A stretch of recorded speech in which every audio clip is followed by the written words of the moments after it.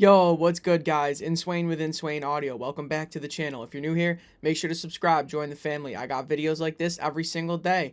Welcome, we missed you. Today, I'm going to be looking at a question that somebody had off of Reddit regarding their microphone, and they asked AI ChatGPT how they could fix it, and AI gave its response. Are we doomed? Are we not? Let's take a look at it.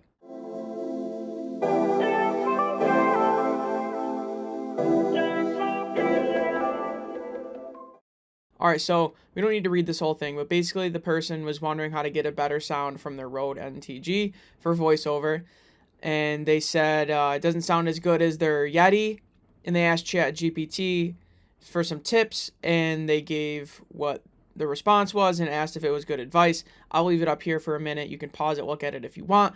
We're just going to skim through it and talk about it. So ChatGPT said to low cut, about 80 to 100, and it gives a reasoning why. It says to cut some low mids, about 3 to 6 dBs at 200 to 500, to boost the high mids, about 2K to 5K, to boost the highs, 10K to 15K, to control the sibilance, where that range is, and it also explains why. And then it gives some additional tips, some compression with some ratio and attack and release time suggestions, and then some room treatment suggestions. What I'm feeling like this ChatGPT did was it scours the internet, right? Collects data and then spits it back at you. So this is stealing the advice of people online. And I can tell because these are the things that you see on like Instagram or whatever in these quick little posts that'll say like this general advice. And this is so problematic. One, because it's stealing, but two, because this advice it's not bad advice. Like, it's not like any of it is like inherently wrong or it's going to sound bad. It's just general advice, and that's what it is. And that's never going to be what you want. While this advice is good, general advice, it's never going to be the exact advice. If you always did this, it would never sound perfect. It would always sound okay, but it would never sound good. And that's the problem is in order to be an engineer, you have to be able to do everything differently every time. If you did the same thing every time, it's never going to work. I don't think AI is even close to taking over mixing because anyone that's a real mixer knows they're not doing this all the time. Yeah, if you want to add error brightness, yes, 10K to 15K, those are some good frequencies to look for.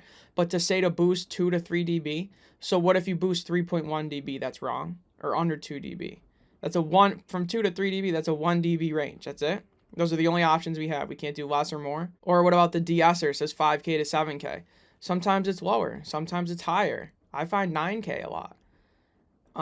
So this can be very misleading because while it's generally, okay advice, it's not really wrong. It's not a hard rule. That's the problem. We're not always cutting the lows and boosting all of the highs. That just doesn't make sense. Yeah, we do it a lot, and it's okay advice, generally pretty good, but that's not what we're doing all of the time. Every voice is different. Every take is different. Every mic is different. Every environment is different. What you're doing it with is different. It's all so many variables that you can't do the same thing every time. You can't follow these such strict rules if every song is different. That just doesn't even make sense logically. So no, I don't think AI is taking over mixing. Not yet, at least. Nowhere near. Nor mastering anything. Another thing that's interesting, compression. Apply light compression, even out the volume. Great advice. Aim for a 2 to 1 or 3 to 1 ratio. What about a 4 to 1? What about 1.5 to 1, 5 to 1, 6 to 1, 8 to 1, 12 to 1, 20 to 1? There's so many ratios. Why would you give just between a 2 to 1 and a 3 to 1? That's such a small range to guarantee you're going to get the best results. Medium, attack and release. Okay advice, not always. Sometimes you're going to want a faster attack to clamp on transient. Sometimes you want a slower attack and release. It all depends. And the kicker here is this last part and the additional tips, room treatment. If you're in a non-sound treated space, adding a bit of reverb can give your voice a more natural feel, but keep it to a minimal to avoid sounding echoey.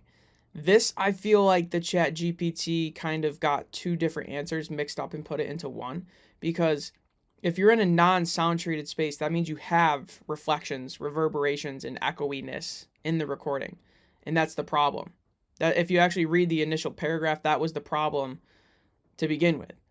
So why would you add reverb to make it even more reverberant, right? That doesn't make sense. If anything, you'd be using sound removal tools to remove the reverb to make it sound more natural and flat.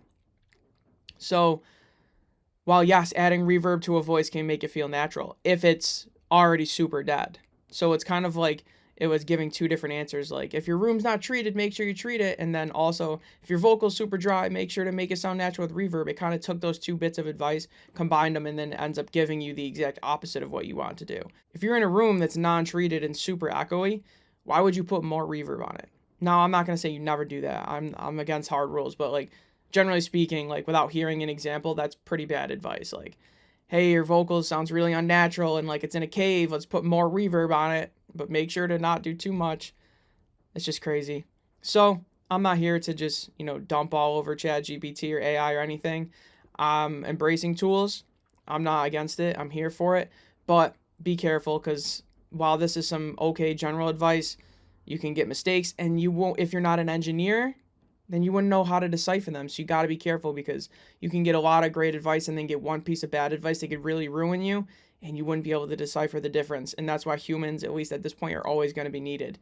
Because even if ChatGPT and AI is giving great advice, most of the time, we need an actual human engineer to know if it's good advice or not and if you should follow it. And that's perfectly displayed here, because this person got this advice and they came right to Reddit and said, should I trust this? What else should I do? So, no, we're not cooked yet. AI is cooked for now. Bring on the battle. I'll be mixing over here, human, until then. Anyways, guys, hope you enjoyed this or took something from it. My name is Inswain with Inswain Audio.